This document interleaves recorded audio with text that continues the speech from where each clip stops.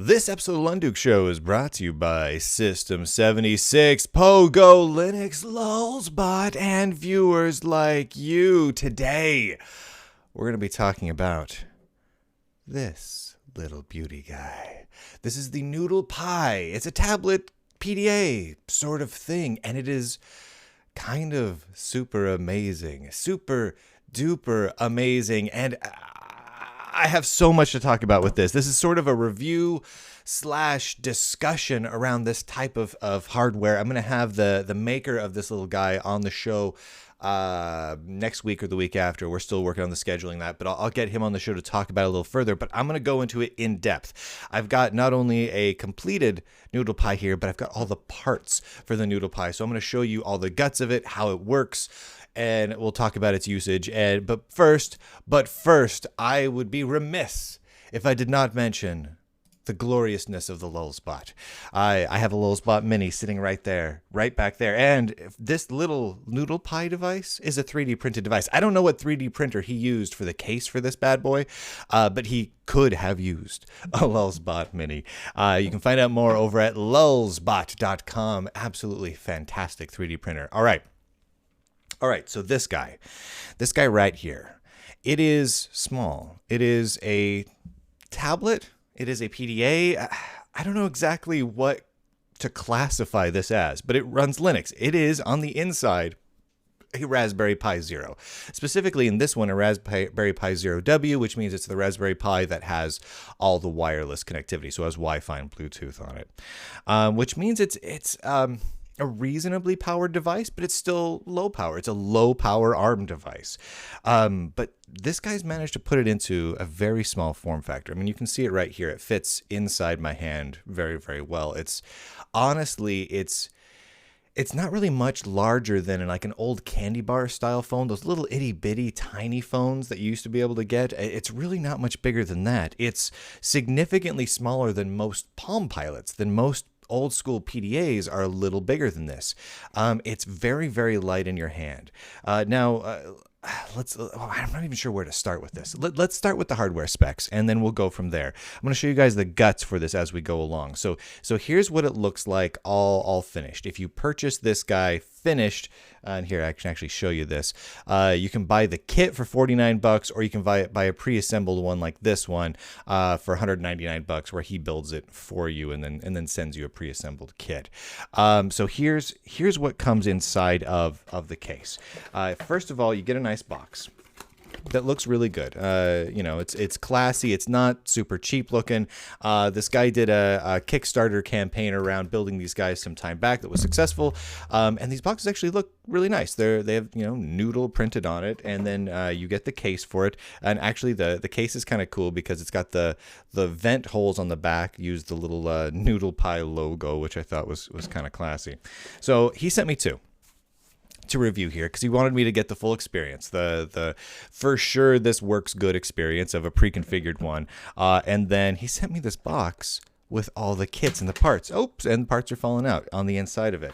And I thought this was very, very cool. So, like, for example, the Noodle Pi has a camera in it, and right here is the camera. And it's just all the pieces and parts, and all the pieces and parts are all 3D printed. You can see they're of 3D printed style, just little bits and pieces, and it's really quite cool. Here, let me pull out the case here so you can see what the case looks like before it gets put together.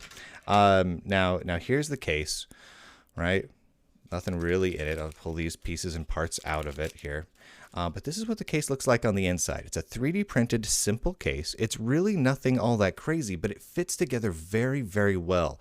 It's very, very sturdy. It's not a flimsy case at all.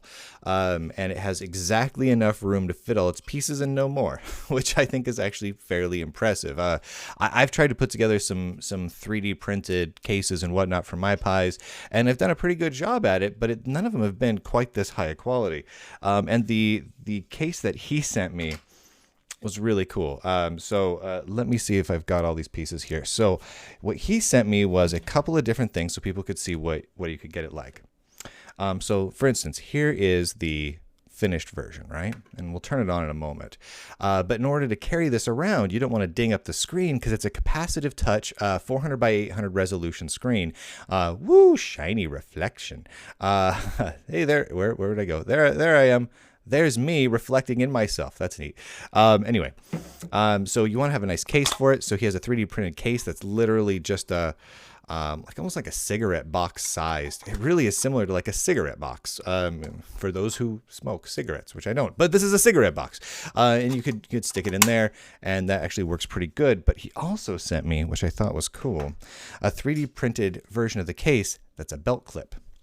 So you can see that right there, where it literally just kind of slides on in, right like that. So you've got a belt clip. Whoop, you just slide it in. Slide it out. I guess you probably want to go like this, so its outsides are facing out, so you don't ding the screen up. But that's pretty neat. I mean, he's really spent a lot of time thinking about the various accessories for this. I'll show you some of the accessories in a moment. He also sent me along, I kid you not, a wristwatch adapter, so you can literally, I'm not joking with this, wear this on your wristwatch. Not even kidding. Check this out. Check this out. Okay, I put it on backwards. Let me go like this. So, right? And you've got a wristwatch. So now you've got this on your wristwatch. It has this little like clamp system in place on the underside of it here. Let me see if I can pull this off here so you can see it.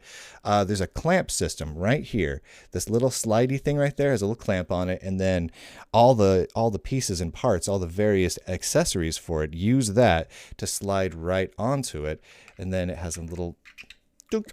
And so I've got a wristwatch. I mean, that's just incredibly cool. He's really spent a lot of time thinking about all these various things, all the various possible different accessories here. Like, for instance, this one. I'm just going to show you all these little accessories first. This one is just a little clamp that slides on. Let me see if you can see this here. Right on the back, like there. This holds the size of like this little Super Nintendo controller. Clamps onto it there. In fact, it gets cooler than that. Let me show you the one that I've been using a bit. This one's a little bit larger. It's a little larger clamp. It's, again, slides right on to the back there. Fits nice and snugly there. Keyboard and mouse combo. I have to actually put it on the right way. Clips on. And then what you have is literally the equivalent of a clamshell palm top computer at this point, with a keyboard, mouse, a capacitive touchscreen, but at this point you also have a trackpad mouse, which works quite nicely. And then if you just want to keep that little adapter on there, you can slide that off and slide it back on whenever you want. And it really does hold sturdy. Like, it doesn't come off easy. It's actually very sturdy. If you want to, I was taking it off right there. I just took it off clumsily. Now, if you want to make sure things stay in nice and tight, you're probably going to have a USB device of some type connected into this. So here's what happens. So let's say I slide this guy on here, right? So I've got that guy on there. Now, at the bottom of the device, you notice the little micro USB port. He sent these along with basically a little tiny adapter. Which really isn't anything all that particularly fancy. It's not much different than, a little on-the-go cable or whatnot. So slide that on there, right? And then in this particular case, I'm going to slide on the little wireless USB dongle for the keyboard, and that just keeps it right there snug in place and makes sure nothing flies off. And then that's for this keyboard there. Very, very cool. Now, there's a slot for the SD card here over on the side. You can pull that in and out as all you want. The camera sits down here. The switch is a nice old school little toggle switch over on the side there. If you look up at the top, there's your power. So you can plug in through, again, micro USB just for the power. Plug that in. Works pretty well. So let's go ahead and turn it on just so you guys can see what happens when this starts up. So I'm going to turn it on, and I'm going to let you see how long it takes to go from nothing to fully booted.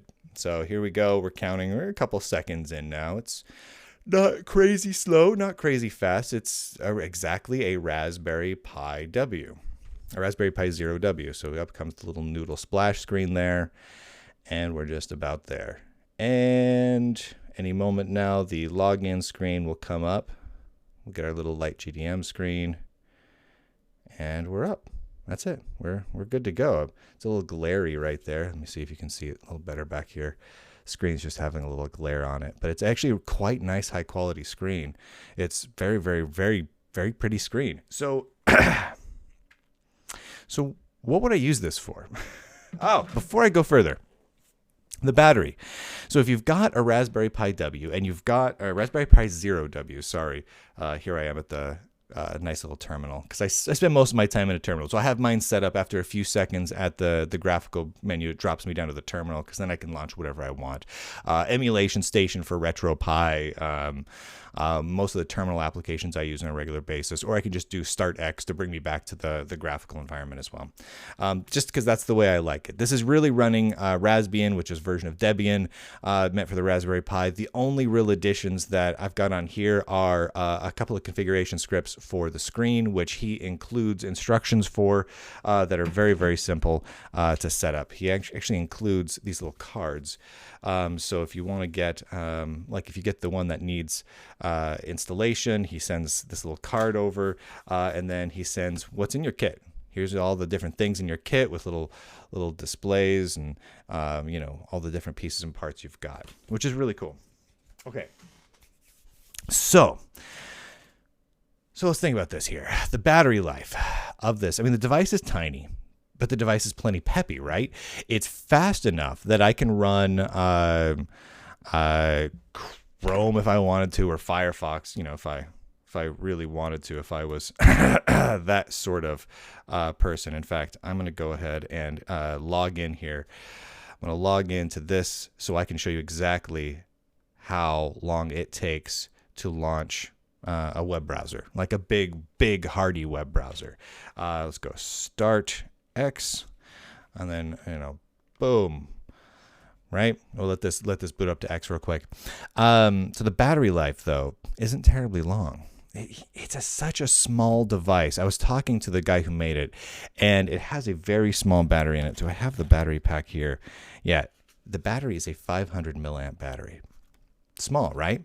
Theoretically, you possibly could be able to fit a bigger. It's, you know, long since booted up to a nice desktop here. So let's go ahead and launch. While we're talking, let's go ahead and launch. I don't know. Let's launch. Let's launch Chromium. All right, sure.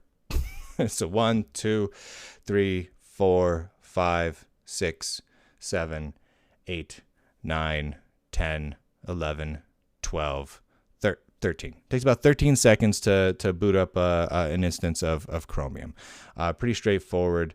And at 400 by 800 for the screen resolution, honestly, it's got enough screen resolution to browse desktop versions of websites really very rarely with any problem. But that 500 milliamp battery life on this, I tend to get around an hour and a half, maybe 2 hours if I'm stretching it. And I talked to the guy who made it, and he confirmed, yeah, about, you know, somewhere between an hour and 2 hours. He didn't want to like oversell it, you know, but I did get about 2 hours out of it one time, and about an hour and a half another time. Really just probably depends on what you're using it for. So you'd think to yourself, wow, this is a great little device. It's super, super portable. I mean, it's super modular. I can wear it on my wrist. How cool would it be to be able to use it all day long, right? And I talked to him about it, and he was explaining his thought process on this. And technically, he could have made the case a little bigger and included a bigger battery pack in there. But then it would be a bigger device. It would be bigger and it would be bulkier. And I got to tell you, it's so lightweight. I'm going to go ahead and pull this out right now, just because you've seen it with the keyboard. But it's so lightweight. This little guy is just so light. I mean, the screen is great. It's really a fantastic screen, and it's all touch screen. And it's just so lightweight, so very, very lightweight that it's just, I wouldn't want it to be any bigger. So, but I was thinking about that, and really at a 500 milliamp battery, That means that if you carry around a 2000 milliamp battery backup, like those little tiny ones that are basically about half the size of this, in your battery backup, you're going to extend the battery life on this about 4-fold. So honestly, this coupled with those little itty bitty battery sticks, a 2000 milliamp one will get you about, I'd say anywhere between 6 and 8 hours. And you can kind of figure every 500 milliamps is going to get you anywhere from, assume an hour and a half. Assume an hour and a half per every 500 milliamps, roughly, with a really, really gorgeous backlit screen. I mean, really nice, and at pretty decent performance considering what kind of processor you've got in there. So I kind of like that. But that is something to think about if you're thinking about picking one of these up, is that it's not all by itself going to be an all-day carry with you, always on device. It's more of a turn it on when you need it, and you have and it takes 30 seconds to boot up or so. I mean, it's not instant, but it doesn't take a long time either. I really like this, but it's not normal. I don't know how to quite explain it. Like, okay, for example, this is one of my other favorite devices. This is a Nokia N810 internet tablet. This device will get me about, say, 6 hours of active use, maybe thereabouts. And it's a nice device. It's not as powerful as this device, because this device is like 10 years old and similar processor type, similar amount of RAM, but wicked old by comparison. But look at the difference in size to the folded up one. The Noodle Pi is significantly smaller. I mean, it's tiny by comparison. And the Nokia N810 is already very pocketable. And this guy's super small. Again, there's a wristwatch accessory. You can strap it to your wrist. The other device I tend to carry around with me all the time is this, a pocket chip. This is the Noodle Pi. The Noodle Pi is a tiny fraction. I'd say a third, roughly, the size of a pocket chip. And the price really isn't all that different, especially if you're willing to build your own using the Noodle Pi kit. But it's so small. I do love it. Now, if with all these little add-on accessories here, especially with the little thumb keyboard, this does become a fully functional desktop class computer. It's not desktop class processor and all that sort of thing, but that's what you're using. You're using Linux. You're using basically Debian Linux. You can install whatever you want on here. I've got Nextcloud on here, for God's sake. I'm syncing all my Nextcloud files over here. I've got full LibreOffice. Oh, you want to see this? You want to see this, suckers? Here is friggin' LibreOffice. Let me make sure I turn this on here. Let me plug this back in. I'm going to show you how long it takes to boot LibreOffice. No joke. Full LibreOffice strapped to your wrist. I mean, think about that. That's awesome. All right, here we go. Oh, it's like, you aren't using your machine anymore. I'm going to log you out for inactivity. Like, yeah, right. Yeah, right. Here we go. Boot yourself up. All right, well, I'm waiting for that to come back up. So thinking about, actually, now's a good moment. Now's a good moment because I'm about to transition myself over to something different. Mention one of my other sponsors, Pogo Linux. They make systems that are a hell of a lot larger than a Noodle Pi. like a wicked ton larger than a Noodle Pi. But they also make some of the beefiest, most enterprisey, fantastical Linux-powered servers that has ever been made, and that has ever graced this beautiful earth of ours. If you need a petabyte of storage, if you need 4 terabytes of RAM, then you need to go to pogolinux.com. These guys are fantastic. They've been part of this show and helping make this show great for almost a year now, and we couldn't do it without you guys. You guys are absolutely fantastic. So go over, say hi over to the lovely folks over at pogolinux.com. They have Linux right in their domain name. That makes them cooler than most people. Not to say people who don't have Linux in their domain name aren't cool. I don't have Linux in my domain name, but yeah, that does make them cool. I kind of wish I had brianlinux.com. You know what I mean? Like, I wish I was that cool. All right. I'm going to go ahead and launch this up here. Boom. I've been playing around with my little my Raspbian image, the operating system here, to try and figure out how I like it best. Like I've tried it rotated into portrait mode, which works really well for writing like things in LibreOffice. Also works pretty well as a web browser that way, but I don't like using my terminal when I'm in portrait mode. So I've been more often just going as traditional landscape mode. All right, so here we go. I'm going to launch, and I'm just going to try and let you guys watch this as I do it so you can see full off how long it takes. Cold boot. You notice I have not done this yet on this thing. So cold boot to launch LibreOffice Writer.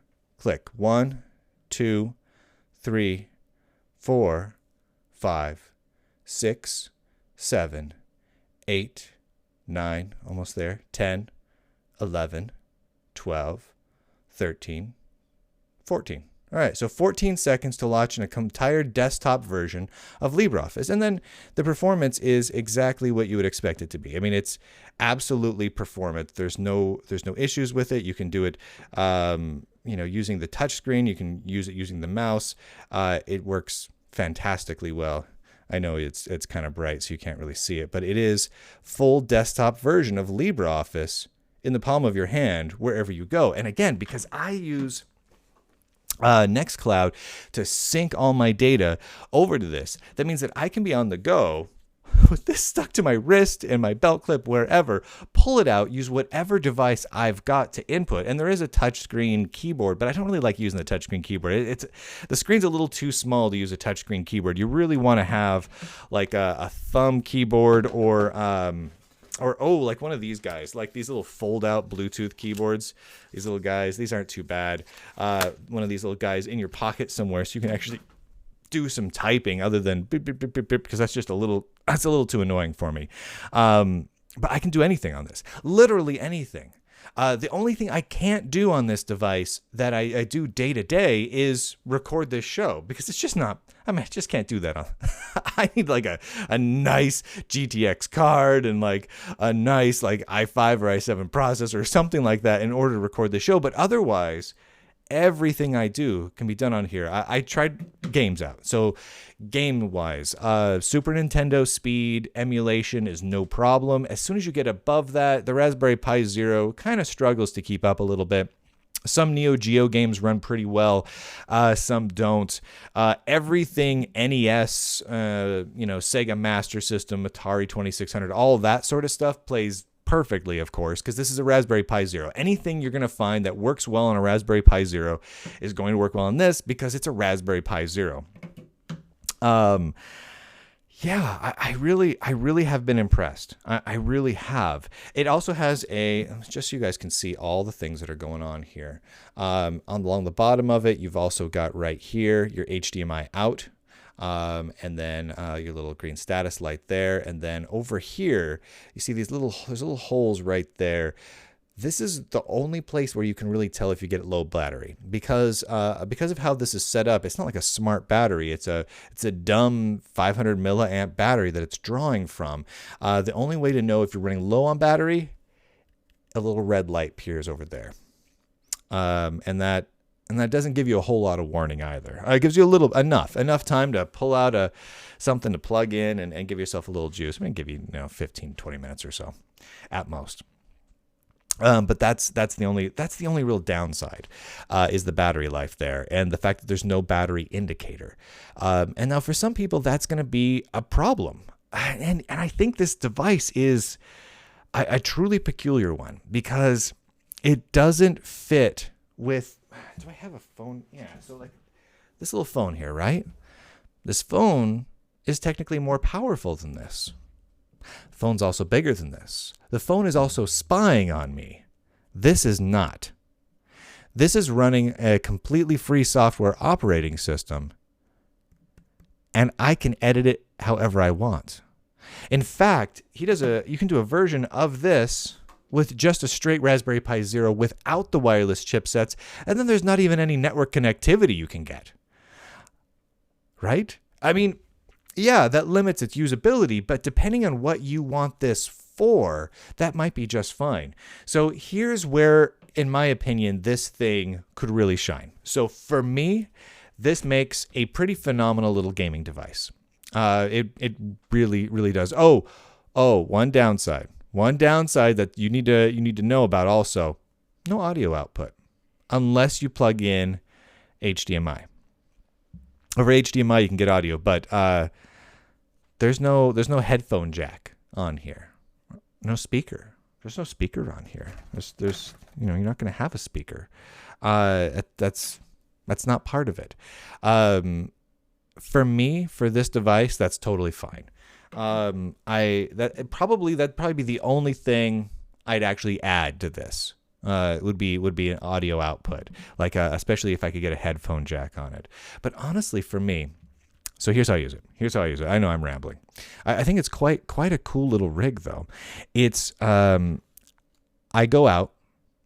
I want the ability to take notes, check my calendar, email, web browse, etc. Basically everything I'd use a PDA type device or a tablet type device for.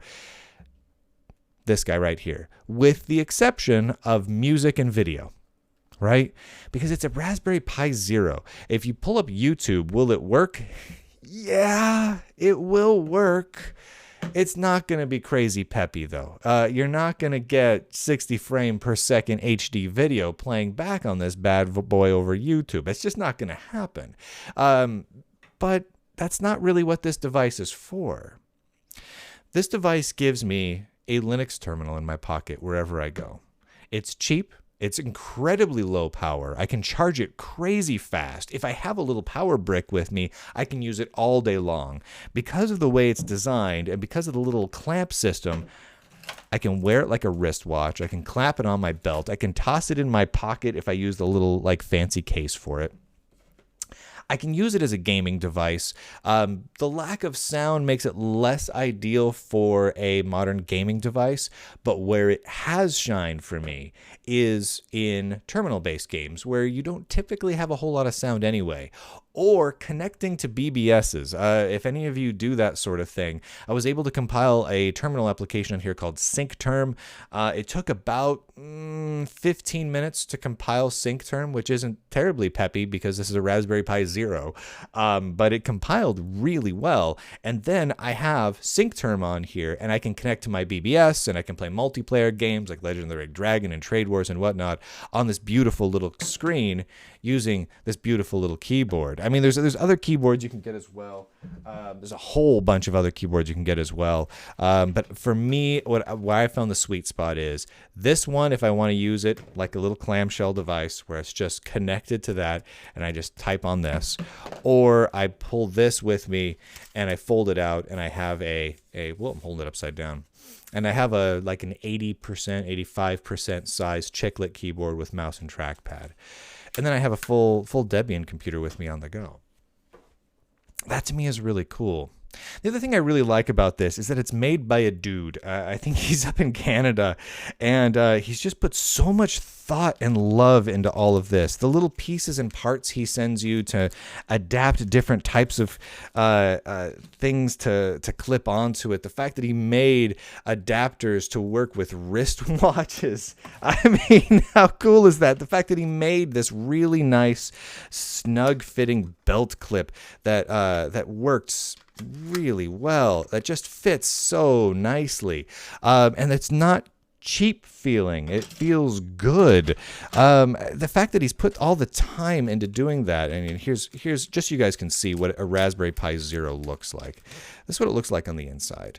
That's the Raspberry Pi Zero, and again, it's very, very small, and it's a beautiful little device. But you can see there's no audio output there. There's no headphone jack on this thing. But that's not really what it's meant for. It's hard. When I was thinking about this device, because I'm realizing very quickly this is becoming my main portable device.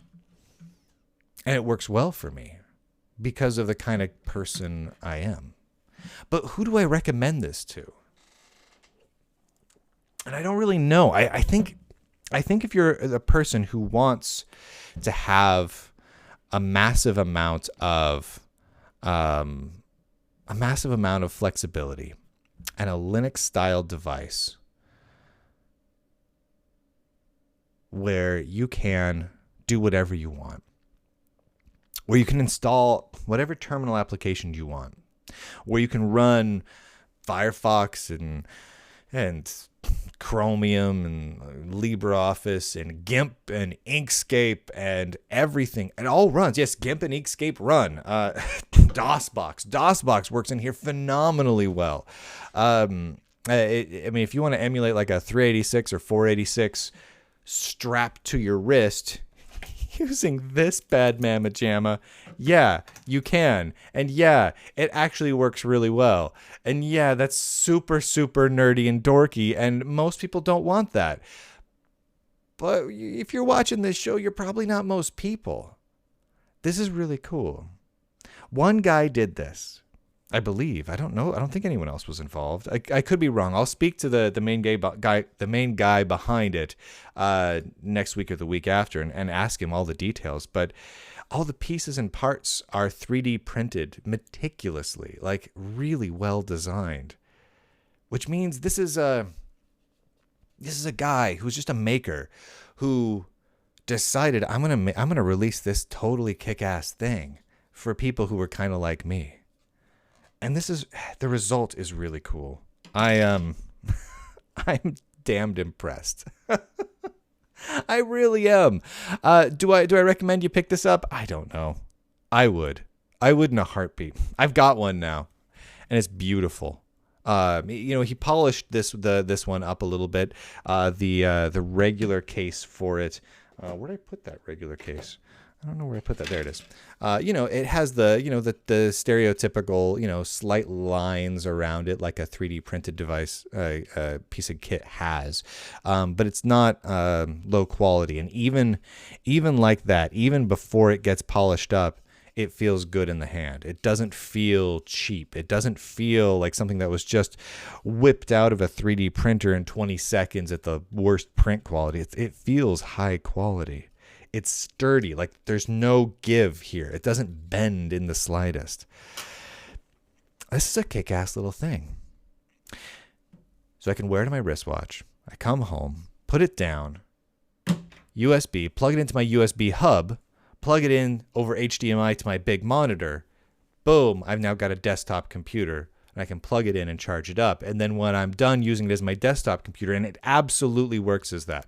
I've written quite a bit so far, just in the last, say, 24 plus hours in here in both LibreOffice Writer and Impress, the presentation program, because I was working on some of my presentations coming up. And it works great. The speed and performance is actually quite usable, and it looks good. And there's enough screen real estate to do all my work. I mean, no, it's not an HD screen. It's not 1080p. It's 800 by 400 for crying out loud. But it's enough. And for the price, and for not getting spied on, there's no cell phone chip in here. Yeah, this guy's gonna be with me everywhere I go for a while. It doesn't take the place of a video playback device. And that's a pretty common problem with some of these sorts of devices, like this Nokia N810, right? I can play music on here, but videos, it's sketchy. The Pocket chip, again, I can play my music on here. It's got a little headphone jack, and I've soldered in speakers on it myself. But this didn't even come with speakers by default. Audio, great. Video, so. These sorts of low-powered, always on your body Linux-powered devices are just not that great for video because they're using fairly low-power chipsets, and it's really a function of the processor at this point, either the processor or the GPU, depending on what device it is. But it's as these get a little bit faster, I think the same form factor should hold. Keep building things like this, modular as hell like this, where I can clamp it onto things and put on little track pads and game pads and clamp them on, put them on my wrist. That's awesome. And then just slowly over time, things will get faster. Now what's cool is you can take this back apart. You can pull the pieces out of it and modify it to your heart's content, which I like very, very, very much. Specifically, if the Raspberry Pi Foundation comes out with an updated Raspberry Pi Zero that's the same size and the same pinouts, etc., I could replace the Raspberry Pi Zero in here with an updated one, right? Totally could, assuming the next version of the Raspberry Pi Zero is basically the same as the current one, size and wise and whatnot, which that's kind of been their style, so it seems entirely possible, which means I might get a processor upgrade in the future, which really makes this much more like a desktop class computer. It's very modular, and I really appreciate that. I really, really appreciate that. So you get this over at Noodle Pi. Let me bring this up here. So there's the assembly guide over there. It's a pretty straightforward assembly guide. Those are all the pieces in it.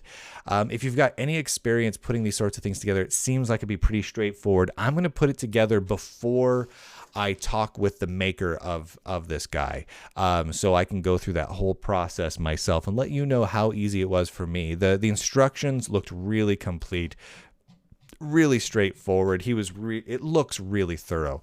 And you can find out more over at their website, Noodle Pi, noodlepi.com, which is just super cool. It's just super cool. Before I finish with some final thoughts, if you go over to System 76 right now, they've still got their deal going on, and I believe their deal is running through the end of the month, like January 1st or 2nd or something like that. You get really, really good deals. Specifically, I'm thinking about their deals on their hardware, like the Wild Dog, which is the system I use on this show.